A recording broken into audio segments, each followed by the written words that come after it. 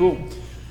Welcome back, everybody, to another episode of This Week in ZA, the podcast where we dive into the world of software engineering over a fresh slice of pizza. I'm Codad, here with my co-host Chad, and every week we sit down with a person from the industry to talk about culture, projects, and everything in between while eating pizza. Today's guest is Ben. Yep. Cahoon? Cahoon, yep, Cahoon. got it. We are eating pepperoni stuffed crust pizza from Pizza Hut. An Ann recommendation from a previous episode. True, pie from Ann. And half of it is sans pepperoni, but Ben will just imagine the pepperoni for the rating. Yeah. Yeah. So I audibled. I didn't pick the pizza, and I got told right away. And I've recently, within the last 9 months or so, became a vegetarian. Okay. And it is mainly because of pizza, ironically. Yes. So.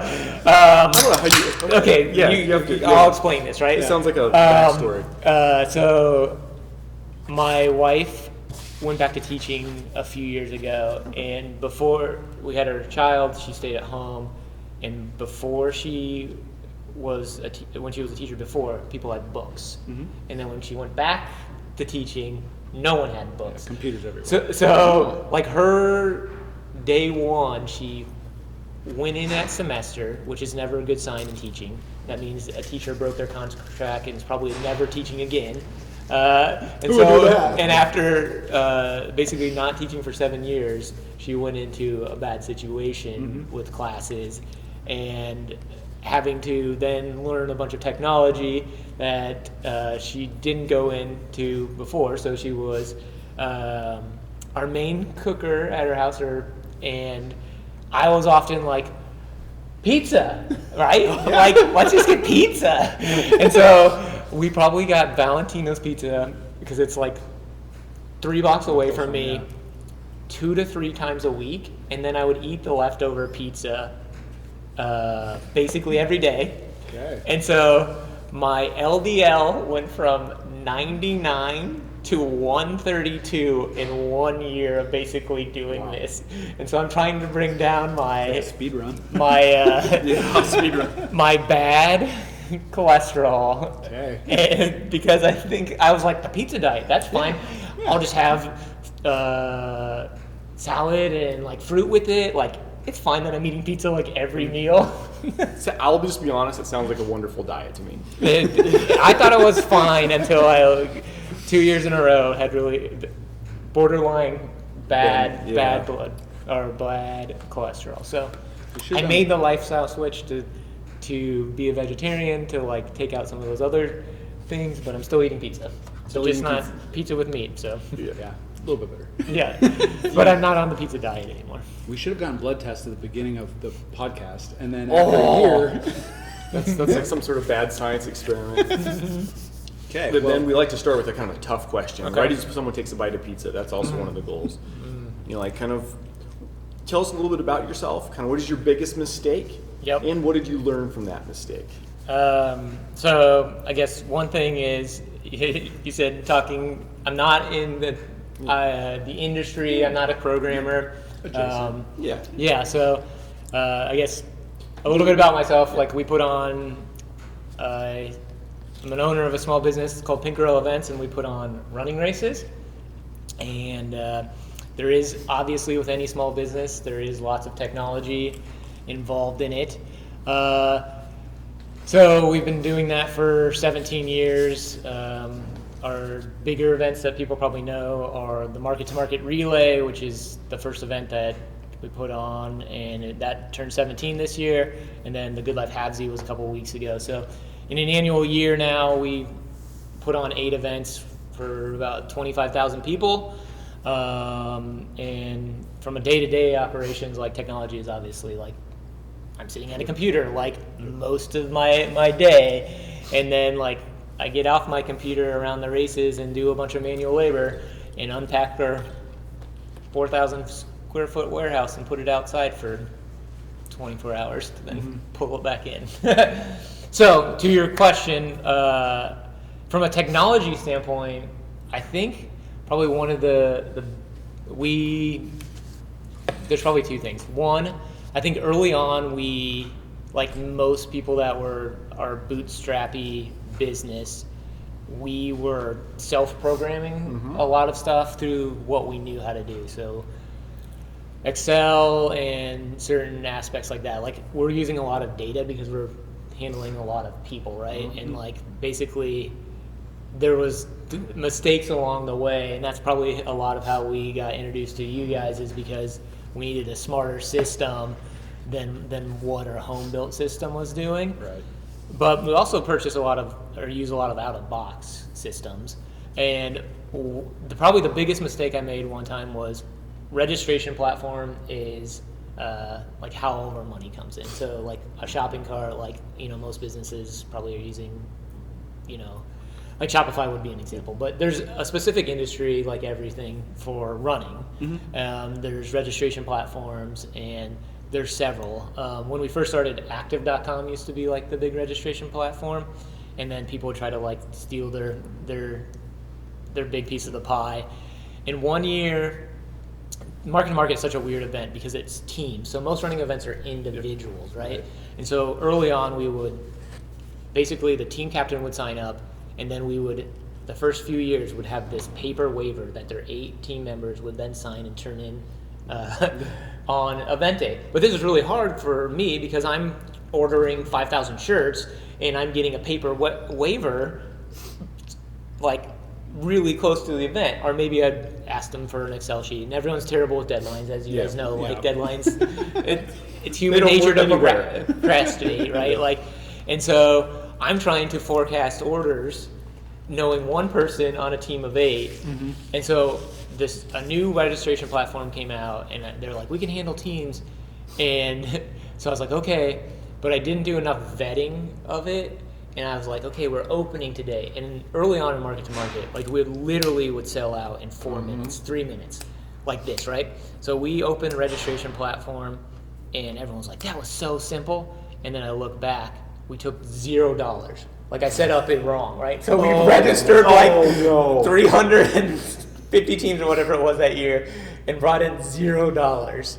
And so I was like, so basically I was just like, we had a glitch. You guys are all registered, but here's how you actually have to do it. Step 1 is complete. Now go to the payment piece. Get them hooked and then make them pay. Yeah. So there's that, and there's just been like things like that over the years. But I remember that one vividly. And then another thing, just with the third-party software, 1 year, we had the whole system set up correctly. It was taking money fine, but there was like the system that we were using at one point, there was like a pass-through token that would go to a third-party merchant, they would call it. And it was, again, like on like one of those opening times when we bring in like a lot of people really fast. And their response, because we worked with the company, and then they're like, we have nothing to do with the merchant. Like our technology passes the money to the merchant. You're responsible for the merchant. And the merchant was just like, well, it's their fault. And like, they just kept on pointing fingers back at each other. And the one time like, this is a pretty big company, and they basically were like, I'm sorry to say it, like, we can't help you anymore. Basically, like, that money's lost. And it was like a significant amount of money, and it was gonna have to be the same thing, but it was not 350 teams, it was like 3,000 registrations that I was gonna have to go back and be like, now you owe. But miraculously it happened, but then they double charged everyone, so then I had to From bad to worse. Yeah. So instead of not having any money from people, then I had to refund a bunch of people. And I do think, like, that trying to get some platform to support the team probably has to be a little unique, because I don't know of many braces out there like Market to Market. I've done it numerous times myself. It is kind of a very unique and fun event. I don't know what kind of got you. I'm taking this a different way. We're supposed to be talking pizza, but real quick, what was the inspiration for Market to Market? It's kind of a weird concept, or at least I found it weird. The first time someone told me, like, what are we doing? Yeah. So I grew up and I played soccer. Like we were talking. Yeah, we were talking soccer before this. And so I was like, I need to get back into shape so I can play soccer. Oh, so this was about soccer. It was. Oh. And so I started running. And at the time I was working for the Arbor Day Foundation, and I was basically doing social entrepreneurship there. So my head was very much in the space of starting things that they would be scalable and building them. And so I started running to get back into shape for soccer, but I was also on a daily basis like writing business plans, creating businesses, then launching them through the Arbor Day Foundation. So that's where my headspace is. And when your headspace is like just circulating on like those things like constantly, like I would just like everything like like I was like, okay, how can I incorporate running into a team So event? you were trying to very much some team running. Yes, and then I found out that there's these other races. So like Hood to Coast is like a big team relay. Okay. In Oregon, they have like 20,000 people or something, or maybe 15, but a lot. Yeah, okay. And it's 199 miles, so you run through the night. Oh. And so then there was one in Kansas City called the Brew to Brew. It's 44 miles. You run from the Boulevard Brewery to Lawrence, Kansas Free State Brewing. And then I found another one in southern Illinois called River to River that was about 80 miles. Okay. And so I looked at these models, and this is kind of what I'd always do. I'd be like, where can I replicate success and put it either like on a national scale for Arbor Day, or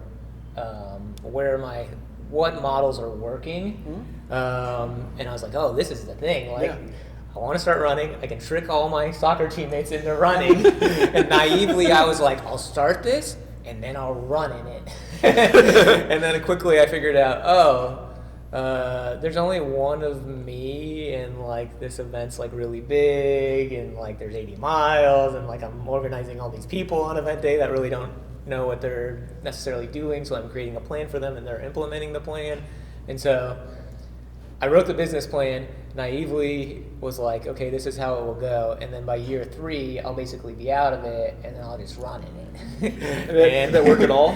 The business plan, for the most part, like, No, I'm talking the run. How many times have you actually ran in so it? the first time in my life, so we've now put on 80, well, I put on 87 Pinkarella events now, between Market to Market, Havsy, like 10Ks that we have.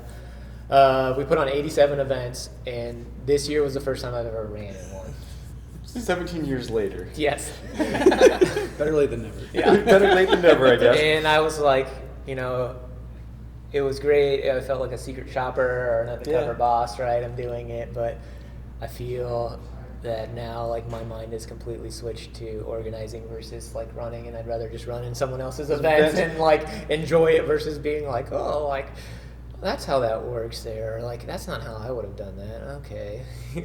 I mean, but it was fun to do it. Yeah. Like, I now experienced one of our events, and I think just I don't know what your guys is. If you have like, do you guys have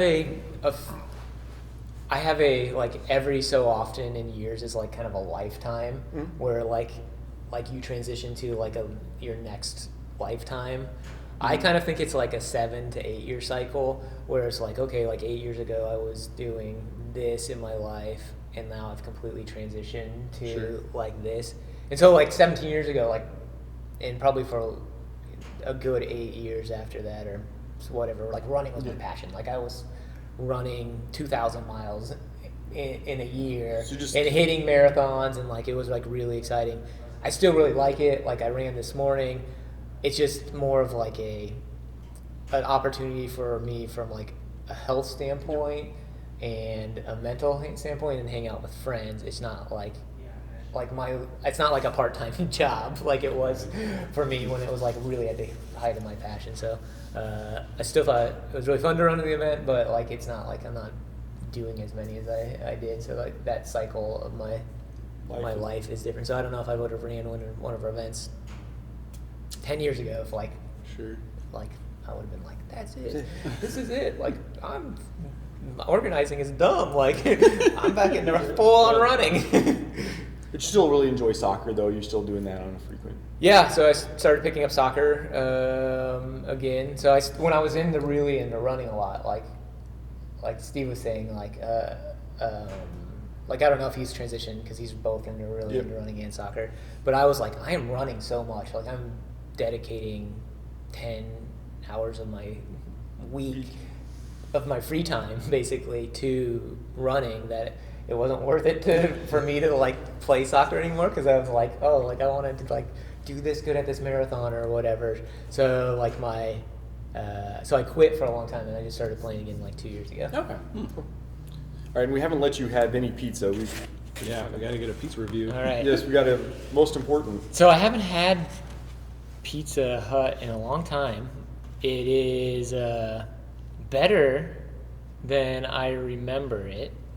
I'll get to the crust. and Okay, let yeah. you- Yeah. So we have a scale that Yeah. we rate on. So it's a 1 to 10. A 1 or 2 is usually like I either can't finish it or I won't eat it because it's so bad. 9 and 10 is I'm going to eat all of it. There's going to be no leftovers. It's that good. Anything from a 3 to a 5 is slightly below average pizza. 5 to 7 is slightly above average pizza. So Okay. it's all good because it's pizza unless it's a 1 or 2. Yeah. What would I like? And this one was a recommendation from Anne, Mhm. and I also kind of like the stuffed crust. I think is the best of the Pizza Hut options. Sure. It's not our family go-to, but it was when I was growing up, though. So there's a little bit of like nostalgia when I nostalgic. see Yeah. when I see Pizza Hut. I'm like, oh, okay, I'm always a little happy just because. Yeah. Now my family growing up was the pepperoni black olive people, which Codad would not eat that. I mean, pizza. my family had a lot of Supreme pizzas that I just passed on. I was just straight cheese when I was little, Okay. But I'd go 7. okay. yeah. We have been recently doing Papa Murphy's at our house. We need to do one of those. That's the take and bake, right? Yeah, you gotta take it. You gotta somehow Is there bake still it. one in Lincoln? Yeah, at like 40th? no, 70th and Pioneer Belt. 70th Pioneers? Oh, there's still one there. Yeah. Okay. And I love Beaver. and we do the half cheese, half gourmet veggie. Okay. So that's what we have been getting. The gourmet veggie has like a white sauce, and we do half and half. So like, I know this was the first I heard half and half, but like it. That 7's still good. Yeah. I'm thinking I'm gonna go with 7 as well. It's really good. The crust is amazing. I always love the cheese at the end. Mm-hmm. Probably could use maybe a little more flavor. Some people are gonna not like the amount of grease on there. There's something about like Pizza Hut, and I just see that greasiness. I'm okay with it more than I normally like. Normally, like that's a lot of grease. Usually people say Casey's pizza is a real greasy one, but Yeah, this I seems like that greasier than. Oh, a this lot is of the Casey's I've greasiest, I had. think. Yeah. Yeah. I'm gonna be a little contrarian. Oh wow. It's not as good as I remember it being. Okay. And that's probably the nostalgia kick in, Okay. but I'm gonna go with a 4.9. It's Wow. slightly below just a run-of-the-mill average pizza. I think I'd rather have the Costco pepperoni than this one, to be honest. Ooh, I would choose this over the Costco. That's maybe what I think. I'd give the Costco a 5 or a 6. So Yeah. If I hadn't just re-reviewed and rethought about all of these last week, I probably would have rated it a little bit higher, but I think that's a more honest answer for me, Yeah. that I'm not gonna change later. Okay. Yeah, not bad, but just slightly below an average pizza for me. Do you guys have like your ranking? In So Excel. we've got a spreadsheet. I figured. Chad will put it on the screen here now. I'm pointing at it. What's number 1 right now? The Ramos pepperoni cream cheese. Okay. It's if you do the average, it's not necessarily the highest for any one of us, because I think I have my highest is the Casey's taco pizza. Well, Is you my still love the highest. taco pizza. So, Did you put them the same, or I think I have the Casey's taco higher than the Ramos. I should remember because we were just looking We at it. literally looked at it on Tuesday. And Ramos just changed owners, right? Yeah. So it's like Mm. maintained its integrity Yeah. of like what it's. I hadn't had it for years. I always just remembered it as the late night pizza, Mhm. and just it was good because you're eating in the middle of the night kind of thing. But I got it again recently, and I was like, no, that's still amazing. It was way better than I thought it would be. Yeah. We got the cream cheese pepperoni. Yep. And that was way better than I expected. That was Yeah. really good. Yeah. It's funny that this is what this show is a lot about, because I like the pizza debate on what's the best, and Yep. like if you guys are doing something that you're switching it up, so like you're not using like a standard, like you're not controlling your test subject here. Yep. Like Not at all. you're not doing. You're like, oh, this is the best version potentially from this place. Versus like, okay, we get a sample with half cheese, sure, yeah. and then their best, and like then we rank like we have a control and we have the No best. control here. It's all chaos. Yes. I mean, if we do this long enough, we will have every version of every pizza from every place. Yeah. That's the end game. Yeah. And to me, I kind of want to know, when I go get a pizza, which one should I get from where and what's going to be the really good ones? Which I think we all kind of have pretty good ideas. You mentioned Valentino's earlier. I'd do the chicken bacon ranch from Valentino's. I think that's my favorite Valentino's. But could be wrong. There's They potentially... have a pepperoni cream cheese too. It's really good. There might be some, it might be a pepperoni cream cheese stuff like, wow, why have I not been eating that? Yeah, maybe you just, eventually when you have enough data points, you can take the best pizzas and then have those bracket. 4 and bring in that day and have like, I like- basically people like say, okay, these 4 are the top rated pizza places. Now we're going to compare Their against each best other. pizza. Each one. Yeah. Yeah. I like that idea. Kind of a bracket. Yeah. 50th episode? 100th Yeah, episode? maybe around. We could do it around. Well, I don't know if we'll be ready by NCAA tournament time. I think we'll need more work by then. I mean, we might have the. All right, Ben. So this segment's called "The People Want to Know." Okay. This is where we go to the comment section and people give us questions that they want answered in the future. Okay. So the people want to know, since you are a running aficionado, as far as I'm concerned, if you had to choose between the controversy of running barefoot or minimalist shoe, or the controversy of carbon fiber soles in running shoes, which of those is a more important topic of debate right now? I think the more relative one, probably right now, that's changing the sport is carbon fiber shoes. Okay, we're gonna need some opinions then. Okay. Yeah, my justification is, technology is always like an advancement in sport, and especially, you can buy your way to success in some sports, and running's always kind of seemed as a sport that you can't necessarily do that, right? More pure, it's just you and the road and nothing in between. Yep. So it's not like a bike that, like, if I have a $5 bike and that person, I have a Walmart bike that's $50 and that person has a $10,000 bike. Like, Right. there's the same human would be slower on the Walmart bike, Yeah. right? Yep. It's not a golf club that if you have clubs from the 1920s and the most tuned in clubs to your body right now, you're going to perform better with the most tuned in clubs with your body right now, right? And so running's always been a thing where you can't necessarily buy your way to success. There was a recent Runner's World article about the number of people breaking 4 minutes. So like not only are the carbon fiber soles and like for marathon shoes and like someone just like the world records are being broken in the marathon, right, with the shoes, but also in track you're seeing a lot of those records broke. So the number of people that can break 4 minutes now substantially. It used That's to be a like a 4 minute real mile, right? yeah, Is that- okay. 4 minute mile. It used to be like a few and it would be like very notable. And now it's like I want to butcher, but like let's say it's like 10 times the amount in a given year. Sure. So do they go from like the freak Michael Jordans in basketball to just like a peak college athlete? Like they can now accomplish what they were? yeah, Like I think that kind of it's analogy? I think that so they're gonna have to like figure out like govern it, and I think they are right, but like so one of the shoes is Nike 4%, right? They call it 4% because statistically you can gain 4% Just from the shoe. just from the shoe. So like my Wow. marathon PR is 2:58. So if I can take off 4%, like now I'm looking at like a 2:48 or some, around that realm. That's like significantly different. When you're talking, carbon fiber yet? no. So it's like Okay. I'm like not like into the competitive running anymore. So like I was curious if that was a big thing because Yeah. when I was researching this after the people told me to ask this, I thought, is this a thing that normal people even care about, or is it purely the top level athletes? Yeah, I don't But know. it It's does probably seem like it's a normal conversation now. maybe it's. I mean, if you're like, we kind of look at.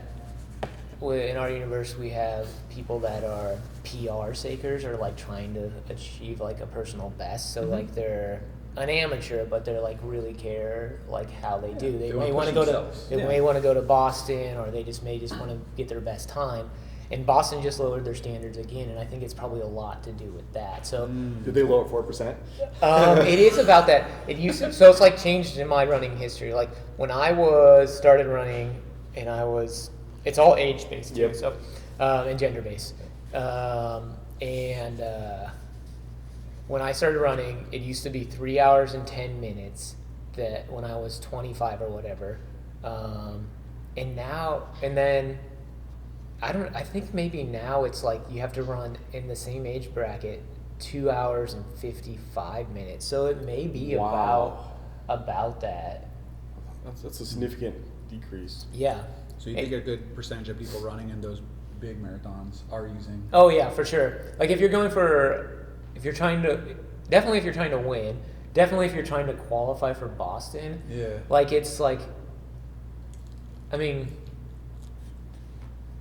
the justification is like you only run in those shoes like a couple times, and if let's say they cost $300, and you're gonna spend 6 months training for that marathon to get that time, like you're gonna use the shoes Right. and decrease your time by 4%, and hopefully then, Get that qualification. get that qualification or improve your best time or whatever you're like seeking to do. Make your life easier on that day so when you get to mile 20 it doesn't hurt as bad. Right. Like all those things, like I could see like a reason to do it. Like even if I wasn't necessarily, I'm in a privileged position that I can be like, oh yeah, like one, I can afford to go pay for a marathon, right? Two, I could purchase $300 shoes just to improve that experience.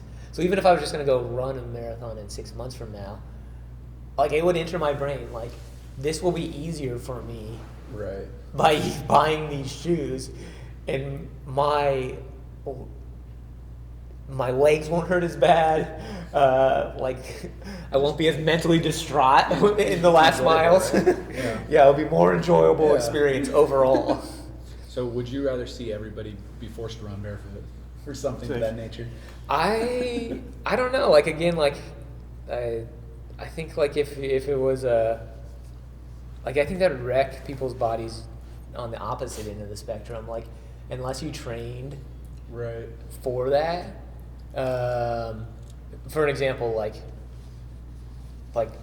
shoes have, I didn't know this, and you guys may like know all this stuff, but like shoes have like a drop in them, right? From heel to toe, right? Yep. And so some shoe brands are like, okay, we're 0% drop. And like I've always ran in like something that has like a 9mm drop from heel to toe. And recently I tried a pair of shoes that had a 5mm drop. So this isn't like a major change, but I ran 6 miles, and at the end of it, my calves, just from that 4mm extra drops, were basically cramping up so bad it felt like I had just run a marathon. And it's just like a micro change. Right. So I think like if you forced everyone like to like, It's gonna be a lot of pain. you have to like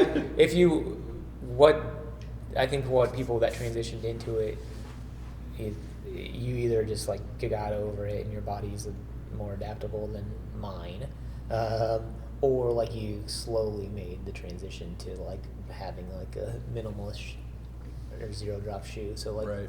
so that you could run either in Vibram 5 fingers or barefoot if you wanted to. Sure. Cool. There you go, people. The people have been answered. The long explanation. Yeah, That's I like a good, it. That's a good answer. Yeah. That's a good question too. One of our previous guests, we talked about 0 shoes Yeah. at the end, which was good. Yeah. See? That was good. Yeah. I had another. Thought I had a follow-up question on this very topic. We'll give you a second to eat.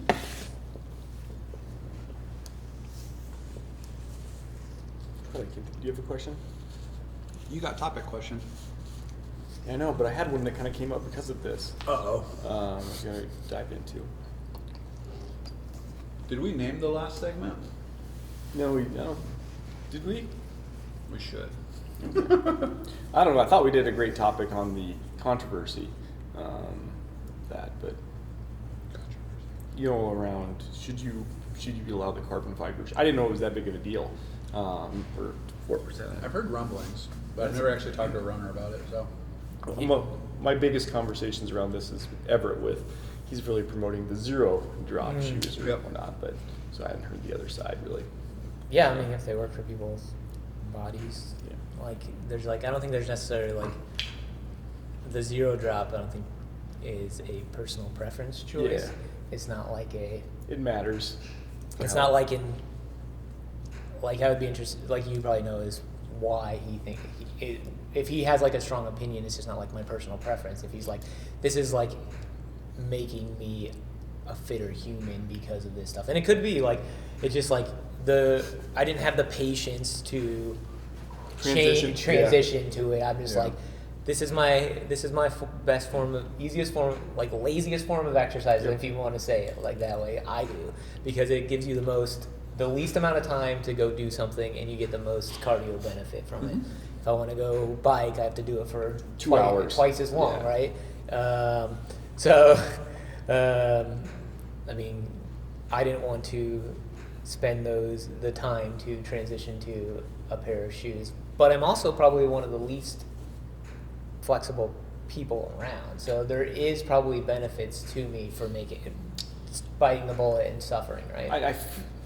You say least flexible. I always when someone says that, I'm always whoa, I'm pretty inflexible. So maybe we could. Oh, we could treat. Maybe we'll do that. Okay. Okay. Have you? I've touched my toes once in my life. Okay, you are less flexible than me. Even that, bent or standing bent. Yeah. Well, if I stood up. Oh yeah, he can do it that way. I'm wait. No, this is me really trying. Really? That's Yeah. Beebs levels. That's flexibility. Beebs. Yeah. Yeah. Well, yeah. So But I do think that's kind of a common problem for people that run a lot. for sure.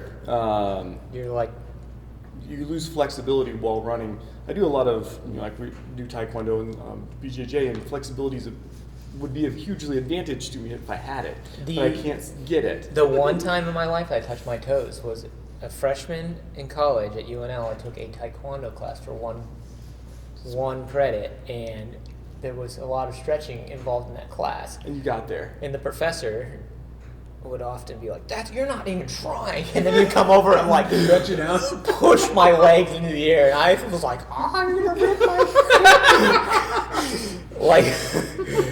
but at the end of it, it did have some, I remember I could kick the soccer ball a lot harder because I actually developed, fast, muscles that, and tendons that did stuff that I never had in my whole entire life, so... But that kind of comes to one other thing that's interesting. My wife's a big runner. I'm not.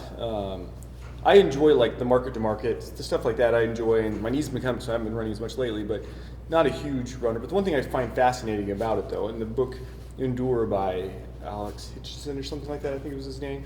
He talks a lot about kind of just people doing things for endurance, doing things for a long amount of time, and I'm assuming you've felt this yourself. But people that can run a lot, I think have an ability.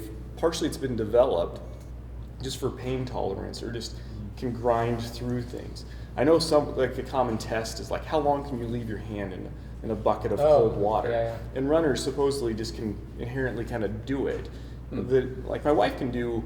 We did one of those ice, kind of bath things, place where you do that and then get into sauna and you go back and forth, kind of a fire and ice kind of thing. Mm-hmm. But she could just, the ice was getting in the cold water. She was fine, and I was dying, and they're trying to force myself in. And she's okay, I'll get out now. Yeah. So I don't know if you have some of those same kind of abilities.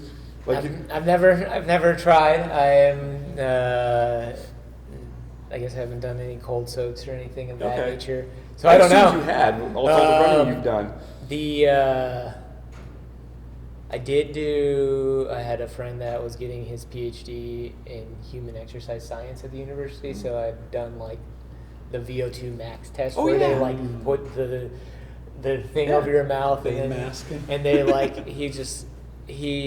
partly just like how much pain can you tolerate is partly how you can like increase your VO2 max a little bit. So like he always says like, oh, like this person got this, but they're like really tough because like most people fail at that point. So like when he was like doing that stuff, he didn't say I was abnormally tough. He said I had better than average VO2. So Okay, you don't know what it was. That'd be curious. I don't know if like I think to your point, like everything, owning a lot of things, right, are both nature and nurture. And for me, I probably, growing up playing soccer, like was running around a lot. But I also I found out recently that when I was watching the Olympics this year that I think I was listening to a Science Versus podcast or something of that nature, and they were talking about how 100-meter dash sprinters basically have no calf muscles because that's like a slow twitch thing, and I have like really big calf muscles, so I think I have like these slow twitch, grind it out, do it for a long time, and I'm not really fast. I've never been fast, but I could run for a long time. So you're not gonna beat anyone in a 100-meter dash. No, like if like I was just went out for the track team, they'd be like, "You're definitely a 2-miler." So having a bigger calf slows you down for some Really? reason. Yeah. Okay. I did not know that. I didn't know it either. I was like, I think it was a Science Versus or something. They were like, they brought in like a person that their whole job was basically studying like athletes that were like the best in their thing, and then like trying to find like commonalities with their physiology. So small calf for fast twitch Yeah, sprinter. I think if I'm remembering it right. No, that's interesting. That's why I'm so slow. My calves are That's why I'm slow. I always suspected. That's cool. Well, I don't know if I guess I'd, but It's interesting. Yeah, it's Yeah, interesting. interesting. Yeah. When you specialize in something, you really You get deep. you get like you know some interesting facts. Outro or scene? Scene. Scene. Do you have a topic question? I don't. We have to do. No, what we have to talk about next pizza, right? so We have it's to just do our outro. Yeah, outro. Oh yeah, outro. And then we'll do his kind of wrap up at the end. Yeah. Okay. Yeah. Is this still going, Russ? You need to quit? Cool. Okay, so Ben, at the end of every episode, we have the guest recommend their next pizza Ooh. for the next guest, and it could be something awful, one of your favorites. Most people tend to suggest their favorites because they want to see us eat it, get our opinions on it, and then subject somebody else to eat it too. So, And in what general, is- people have recommended really good pizzas. Sans one. yeah, Yeah. don't be Doug. Yeah. Well, we already talked about it, and since I know you haven't done it, I think doing the Papa Murphy's makes a lot of sense. And you're just gonna go with the Cahoon special of half cheese, half gourmet veggie. Why do you do the half cheese, half? Because my daughter is 10 and she Ah. is like every kid when they're little. Yeah. Cheese only, please. Yeah. Are there black okay. olives and mushrooms on the veggie part? I hope So the cheese will bump it up for me then, because the pie's holistic. Ooh, I don't know. There's like artichoke hearts that I kind of like push around a little bit, and there's I don't know if there's black olives. Yeah, I like There's a lot of veggies. I like a lot of veg, as Yeah. long as they're the right veg. I just found out that Lazari's has a pizza that's the Randy Ross plus tomatoes and artichoke. It's incredible. So that'll have to be on the pod someday too. I've never had Lazari's. It's good. It's good. Maybe you'll get it when you circle back. Yeah. All right. Second time around. Yeah. Yeah. That's it for this week. Thanks for tuning in. Leave a comment below with your pizza suggestions and your comments on opinions on running. Don't forget to like and subscribe. Ring that bell if you want notifications, and we'll see you back here next week. I think the things that I've seen success and I personally is running with other people. I think any exercise, having an accountability or trying a new skill, they'll show that having an accountability partner will help. It'll help, one, just force you when you don't want to do something to show up because someone else is there. I think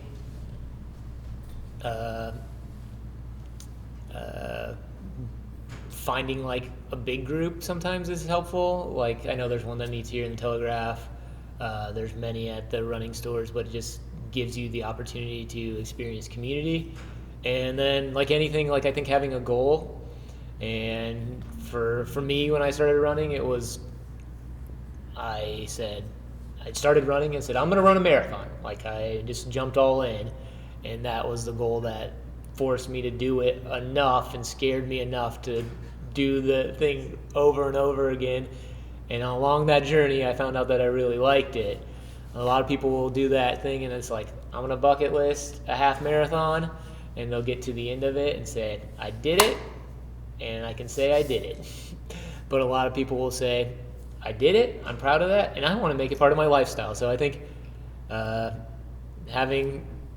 finding a group for a community, finding someone that you know personally for accountability, and to help you kind of guide you along the way, and then signing up for a race is kind of the ways that I feel like most people determine if it's part of their lifestyle. And you have many races. Which of the races is your kind of like your favorite one that you host or be part of? Or yeah, I don't know. Asking you to choose your favorite child. Yeah. I used to always say market to market relay because it was the thing that started it all for us, and it's complex and it changes enough that it continues to be very entertaining from like an organization standpoint. But maybe I'm turning to an older person that it's like all the variability in it is getting close to like pushing it down the list, because like it's like, okay, it's event week, what's the weather gonna look like, and does that mean I have to do like an extra 30 hours of work this week that I don't have time for, or 0 hours? And so when you're putting on outdoor events, like the date's there. I mean, the date's there, like it's an event, right? Like you can't like fudge it necessarily, because we're bringing in thousands of people and they've all marked out that day, whether they're volunteers, runners, whatever. Like a rain date just isn't like a thing. Have you ever had a market to market where it rained a lot? Yeah. We do one in Iowa, and that always seems to be around spring, thunderstorms and stuff. Just people just run in the rain and just Yeah, if it's raining, that's fine. Like we have a big lightning protocol plan, so. Basically at the high level, like you're supposed to pause, get in your van, then every 30 minutes if there's a lightning strike within 10 miles, then you wait, and then if you're still sitting there, you drive ahead to the next exchange point, because we need to like keep all of our trains in a line, because otherwise, like if it's lightning for 6 hours, like people are still at wherever they were, and they're supposed to be like 40 miles down the course or whatever, like it just doesn't work. So that's what we do. So I guess to answer your question, I will still say market to market relay, but it is like now it's a few more variable years than it may move down the list for me. And how many people are all involved in like market to market? Because there's like a ton of people at all the exchange points. I mean, that has to be, for a single day, a lot of moving pieces. Yeah, so that one isn't the most that we have. So like, Really? Okay, so like I'll just break it down this way. So we have basically 5 full-time staff, so they're all involved. Yeah. Then if possible, we would hire more, but it's never possible. So we end up having like 16 part-time staff that are basically weekend warriors is what we call them. So they show up for the events and help on that day. So they have a higher role, but they're basically showing up on the scene, getting maybe like an hour's worth of training and going. So we have about 16 of those that are like driving trucks and overseeing like a zone. And then we have 300 volunteers on the course, 60 at the finish area. So like, let's say 350 volunteers. And then different vendors that we contract with in that one is probably around 15. But the big thing in that one is like we have like 50 permits and or agreements from like property use. So Well, yeah, 'cause you have to get one, probably work with the. we will go through 4 counties, Yeah. 12 cities. Every single process is different. Then we work with private landowners, public landowners. You got like a golf course, you have to work with them. Yep, totally. And it's all different. It's like one person's process is completely different than the next. So, and if one of those things changes, the puzzle needs to be rebuilt, potentially. Oh, So that's why I say the variability is very high. both exciting because it changes my scope, but also like, for example, this year, we work with counties and fill out a permit. They are supposed to look at where we're driving, where we're running, and the week before the event, I wasn't told that this road that we were driving on was basically a one-way construction for about a decent amount, and I also wasn't told that I somehow got notified that they were going to take out a bridge where we were driving, and I like got them to pause the project, but they didn't bring it to my attention during the permit process. how did you find out? We just ask enough questions to different people. There's enough people like redundancies of like, hey, we're using your property, and they're like, you maybe want to check out this, or like, what other projects working with like a trail system that might interfere you with the trails. I don't know about this, but maybe you should check with the Department of Roads on this thing because that could mess you up. And that's like 7 days out when like everyone wants my attention. And hopefully the weather's fine, otherwise you'll be dealing with that too. Yeah, totally. Exciting.